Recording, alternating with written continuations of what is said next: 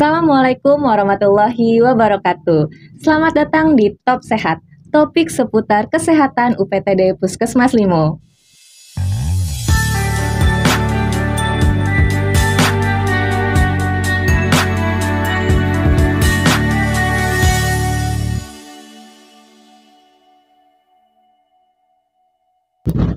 Halo warga Limo, ketemu lagi di Top Sehat, topik seputar kesehatan UPTD Puskesmas Limo. Kali ini kita sudah kedatangan tamu spesial. Yang pertama ada kakak ya, saya manggilnya kakak, Kak Jamilatus Sadiah, STRK. Beliau sebagai bidan dan praktisi hipnobirthing. Tidak hanya itu, tapi juga sebagai instruktur pre-postnatal yoga, pilates, konselor menyusui, dan juga baby wareng konsultan. Selanjutnya di sampingnya ada Kakak Rina Wijayanti, SKM MKM STRK, sebagai bidan praktik mandiri dan juga dosen kebidanan di Stikes RSPAD Gatot Subroto. Wah, luar biasa sekali. Spesial hari ini kedatangan dari kakak-kakak semua. Nah, hari ini kita akan membahas tentang persalinan yang aman, nyaman, dan lancar. Nanti kita akan kulik semuanya kepada dua narasumber yang hebat ini. Oke? Kita langsung aja boleh ya Kak ya. Yang pertama mungkin apa sih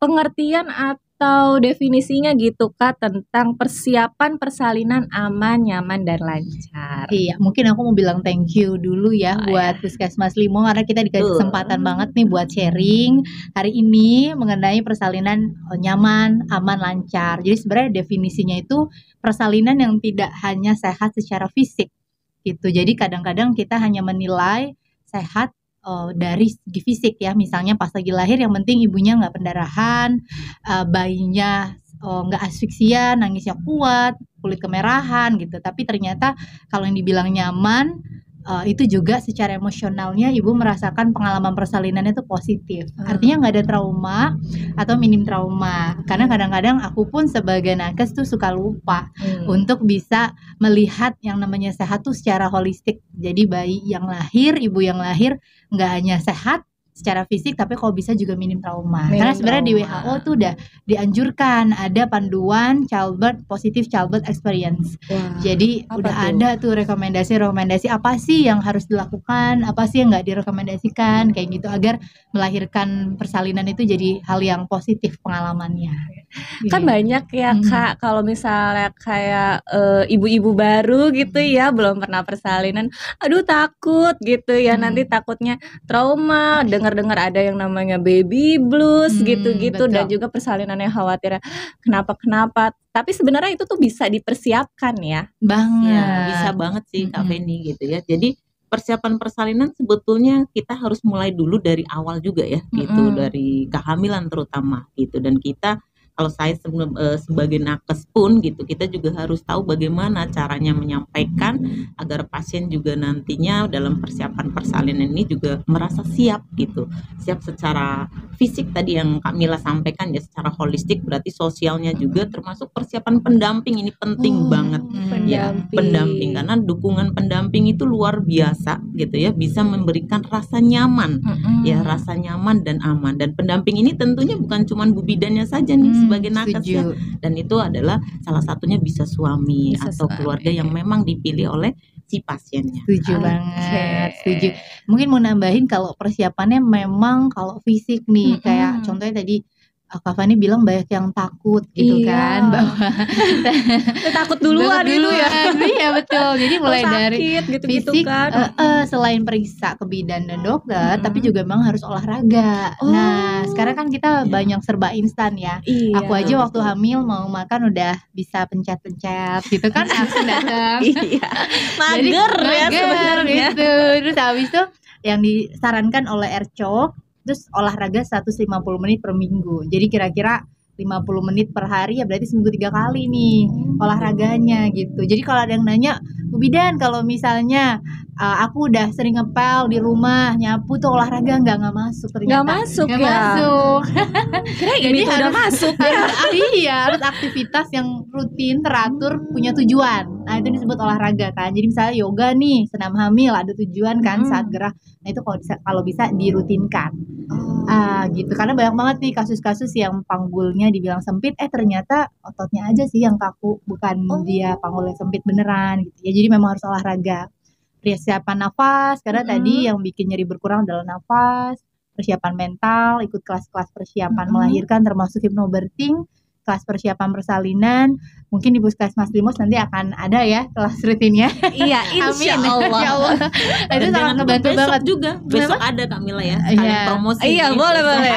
Besok ada ya. kelas hypnobirthing Iya, gitu, pas betul. tanggal 26. Karena kita sering banget dapat informasi dari luar kan mengenai melahirkan tuh kesannya harus semenegangkan itu. Iya. Bahkan aku sebagai bidan dulu aja kayaknya waktu jadi mahasiswa ngelihat pasien yang bidan udah sekecil ini tarik-tarik, kayaknya aduh habis lahiran nanti aku mau sesar aja deh Ditendang gitu ya. Iya, kayaknya gak sakit banget deh, gak nyaman banget. Nah, ketika belajar hypnobirthing ya Kak Ferry Karina, itu ngubah mindset aku justru pasien.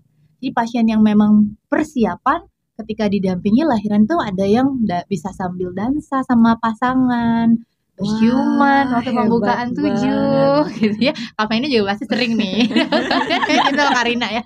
Nah, itu kayak mengubah mindset aku yang tadinya takut malah jadi pengen cepet-cepet nikah gitu. Karena kok lahiran intimate banget ya. Bisa semenyenangkan itu, cinta kasih dari suami dirasain gitu. Jadi kalau bisa setuju sama Karina bahwa persiapannya harus holistik sih. Harus holistik. Oke. Mungkin ada yang belum tahu juga nih kakak-kakak pentingnya gitu ya, atau kenapa sih penting persiapan persalinan aman, nyaman dan lancar? Sepenting apa gitu? Ya sebetulnya sangat penting ya kalau menurut kita. Kenapa? Karena tadi yang Kamila juga sampaikan.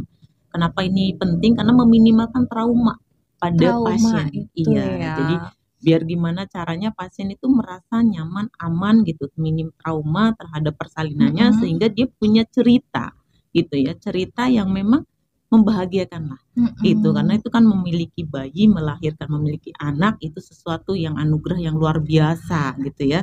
Jadi ketika dia saat persalinan itu memang benar-benar minim trauma gitu, merasakan kebahagiaan yang luar biasa, ya pastinya ya nanti melahirkan anak-anaknya pun akan merasakan kebahagiaan itu gitu. Setuju sih, aku mau nambahin juga kalau ketika melahirkan tuh kan proses sakral, proses spiritual yang sebenarnya dikenang sepanjang hidup sama seorang perempuan. Jadi kalau aku ditanya nih lahiran aku kemarin 4 tahun yang lalu tuh bisa inget detail, pakai baju apa Kak, sendal apa gitu ya, siapa yang dampingi. Mama juga sama, mungkin mama kita udah 30 tahun yang lalu pasti tanya gimana proses lahiran mama, itu inget detail. Sama siapa yang nemenin, gimana prosesnya. Makanya pengalaman persalinan tuh sepenting itu karena direkam sepanjang hidup oleh perempuan dan akan mempengaruhi siklus-siklus ke depannya. Misalnya pasca lahiran itu kan ada pengasuhan sama anak, menyusui. Jadi yang mengalami trauma secara riset itu bisa lebih tinggi mengarah ke baby blues, postpartum depression, mengarah ke ASI-nya jadinya akhirnya kurang lancar, bahkan ke persalinan setelahnya.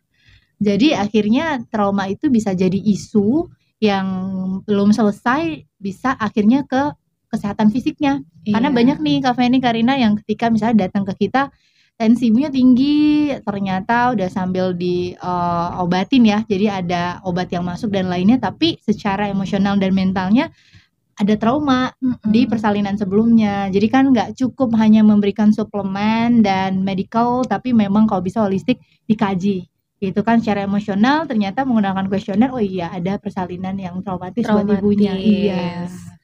Ternyata berpengaruh banget ya. Bahkan tadi juga sampai ke persalinan selanjutnya dan juga ASI. Aduh, ASI itu ternyata sepengaruh itu ya. Sampai ASI-nya juga, terus persalinannya.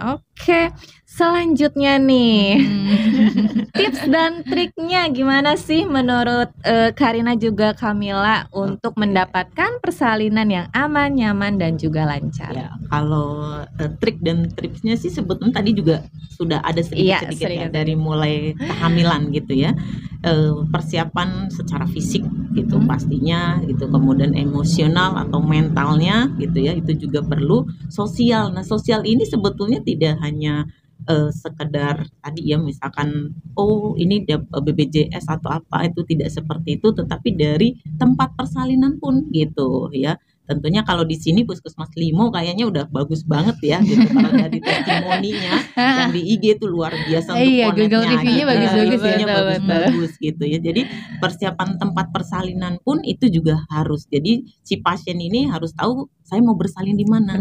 Dan di sini ternyata sudah loh di Puskesmas Limo itu tadi setiap pasien yang trimester 3 ya memasuki trimester 3 pasti ditanya rencana persalinan di mana.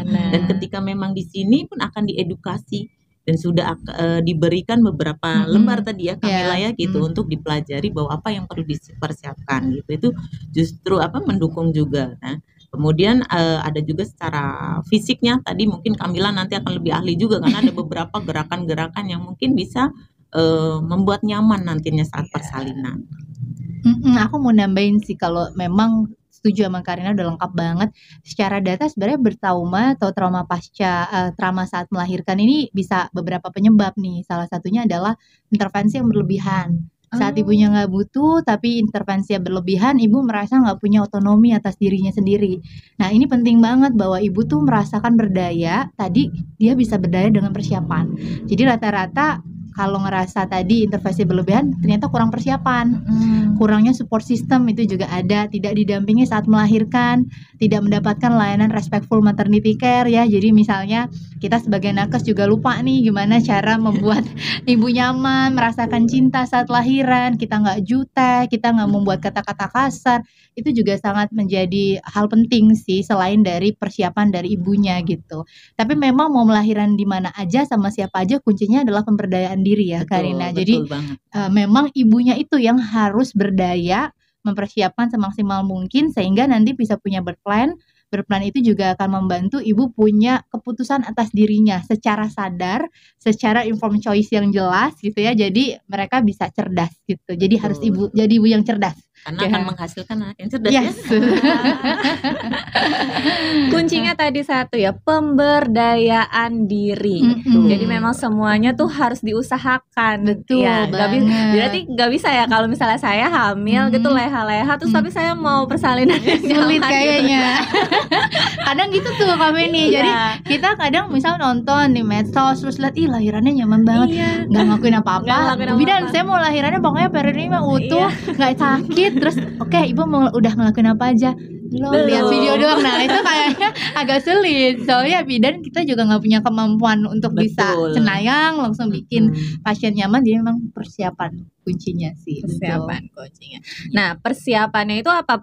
Pas hamil baru dipersiapin atau dari kapan sih sebenarnya persiapan ini? Persiapan persalinan yang aman, nyaman dan lancar. Iya, kalau bisa sedini mungkin ya. Apa tuh? Sedini mungkin ketika awal tahu tespek itu harus mulai pemberdayaan diri Kak Fendi. Jadi misalnya dari mulai penerimaan kehamilan. Ada loh ibu-ibu yang nggak selalu bisa menerima kehamilannya. Dan itu memang individual, kita nggak bisa judgement juga harus langsung menerima. Tapi bagaimana kita sebagai bidan mendampingi ini, karena sebenarnya janin tuh udah punya ruh, udah punya spirit di usia 4 bulan, tapi memang secara sel-selnya itu juga bisa ngerasain kalau kita nolak kan gitu, sehingga nanti bayi pun bisa ngerasain bahwa dia nggak diterima nih dalam kandungan gitu. Itu akan punya banyak respon, mual muntah berlebihan, keluar flek mungkin, atau bahkan ada yang abortus gitu. Dan mungkin bayinya ya secara emosional merasa nggak diterima. Kalau ini terus-terusan pasca lahiran dirasain, tentu ngaruh banget sama keadaan emosional. Karena aku ingat banget nih pesan dokterku, guruku, Dr. Tubagus Erwin Kusuma, beliau psikiater anak dan remaja di RSPAD Gatot Subroto gitu ya. Kalau beliau tuh bilang gitu, kalau Mila kita tuh sebagai nakes, bayi yang lahir di tahun 2002 tuh akan cerdas-cerdas, tapi kenapa sih masih banyak kekerasan di sekitar kita gitu ya, teroris, pembunuhan, bahwa sebenarnya itu juga tugas bidan loh, nggak hanya bikin bayi yang lahir secara fisik sehat, tapi juga batiniahnya, emosionalnya, cinta kasihnya, itu harus dibina dari dalam kandungan. Nah, kalau ibu tahu informasi ini dari awal kehamilan, aku yakin ya Kak Feni, Kak Rina, itu bisa mengubah generasi, mengubah dunia kita sebenarnya. Gitu. Mungkin Kak Rina ada tambahan atau Kak Feni ada tambahan. Kalau kapan mulai tadi Kamila sudah ini ya, begitu tahu positif mungkin juga bisa jadi gitu sebelum memang ada perencanaan pernikahan gitu ya. Setuju. Itu Lebih jauh bagus. lebih bagus lagi ya gitu. Jadi sebelum benar-benar untuk memutuskan kapan punya anaknya gitu, karena Yes. kapan hamil gitu, karena itu benar-benar membutuhkan Atau bahkan dari remaja ya Kak? Iya betul Remaja. juga, remaja juga bisa gitu ya untuk perencanaan keluarga biar semuanya matang itu akan lebih bagus. Setuju, gitu. setuju. Karena angka pernikahan dini, Betul. kesiapan emosional, fisiknya Mm-mm. juga sekarang masih jadi PR bareng-bareng ya. Jadi Iya. memang akan lebih baik dari remaja ternyata Iya, ya Kak Fen. betul. Dari remaja itu pula kalau misalnya di puskesmas ada program yang namanya pembagian tablet tambah darah. Wah, Itu wajib nih. iya betul, tablet tambah darah itu panjang. Untuk apa? Untuk mempersiapkan kehamilan dan persalinannya Setuju. agar tidak anemia. Yes. Karena Gitu dampaknya ya. sih banyak ya kalau Iya, anemia. betul. Oke, baik. Mungkin kalau misalnya pertanyaan dari saya mah segitu aja gitu ya. Semoga sudah cukup menjawab pertanyaan-pertanyaan yang terkait tentang persiapan persalinan aman, nyaman, dan lancar. Mungkin ada closing statement dari Kamila atau Karina, silakan. Kalian dulu? Kamila. Oke.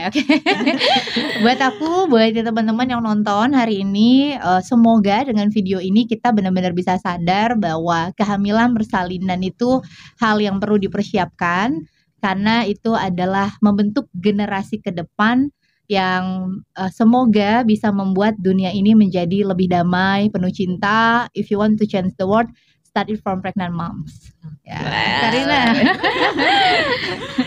Pesannya apa ya, semoga bermanfaat sih gitu ya, dan memberikan informasi bagi teman-teman semua, yang masyarakat khususnya di warga Limo dan sekitarnya gitu, dan tetap persiapan persalinan menjadikan salah satu hal yang penting buat kita sebagai wanita dan untuk keutuhan dalam berumah tangga keluarga gitu. Oke, Thank you. baik. Thank you ya, Terima Mbak Feni. kasih Kamila dan Karina, luar biasa sekali.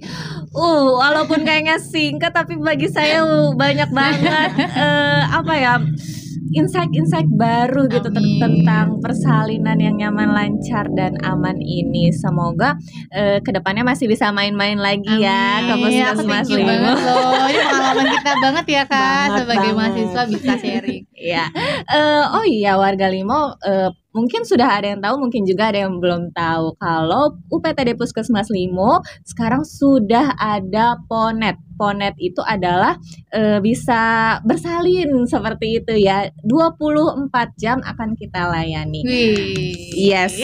Kalau misalnya ada BPJS, mau BPJS di Limo atau di pokoknya BPJS seluruh Indonesia itu gratis. Wah. Gratis 0 rupiah saja. Nggak ada ya. Seperti itu. Jadi boleh kalau misalnya lagi hamil atau persiapan kehamilannya gitu ya, mau melahirkan, boleh menjadikan Ponet UPTD Puskesmas Limo sebagai salah satu pilihannya untuk bersalin aman, nyaman, dan juga lancar. Wih, keren banget. Kayak gitu ya. Oke, mungkin itu aja dari kita top sehat kali ini. Mungkin kalau misalnya lain kali boleh ya kita Boleh banget. undang-undang Semoga lagi nggak bosan ya. Warga Limo, itulah top sehat kali ini. Topik seputar kesehatan UPTD Puskesmas Limo. Kurang lebihnya mohon maaf. Wassalamualaikum warahmatullahi wabarakatuh. Thank you.